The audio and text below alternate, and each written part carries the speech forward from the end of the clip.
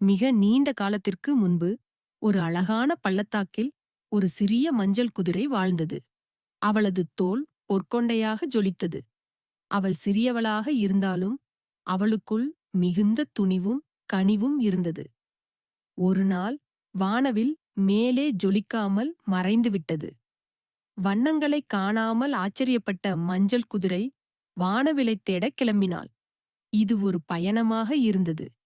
ஒரு மாயமான தேடல். அவள் முதலில் ஒரு அடர்ந்த காடில் சென்றாள்.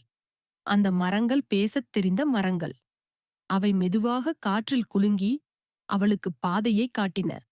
பின்னர் அவள் ஒரு தெளிந்த நதியை கடக்க வேண்டி வந்தது.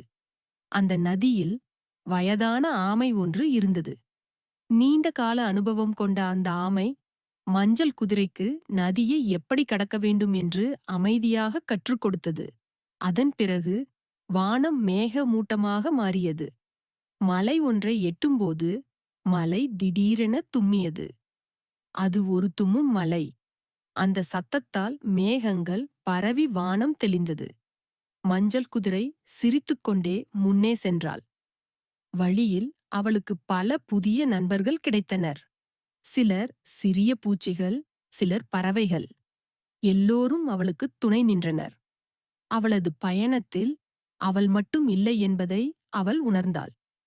முடிவில் ஒரு உயரமான பாறை கோபுரத்தின் மேல் வானவில் மறைந்திருந்தது. அது பயந்து ஒளிந்திருந்தது. ஏனெனில் உலகம் இனிமேல் அதை விரும்பவில்லை எனத் தெரிந்தது. மஞ்சள் குதிரை மெல்லப் பேசியது.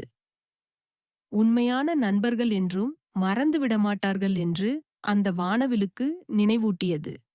அந்த சமயத்தில் வானவில் வண்ணங்களுடன் மீண்டும் பரவி வானத்தை நறுமணங்களால் நிரப்பியது.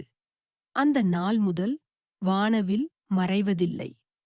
ஏனெனில் ஒரு சிறிய மஞ்சள் குதிரை அது மறந்த உற்சாகத்தை மீண்டும் கொண்டு வந்தாள்.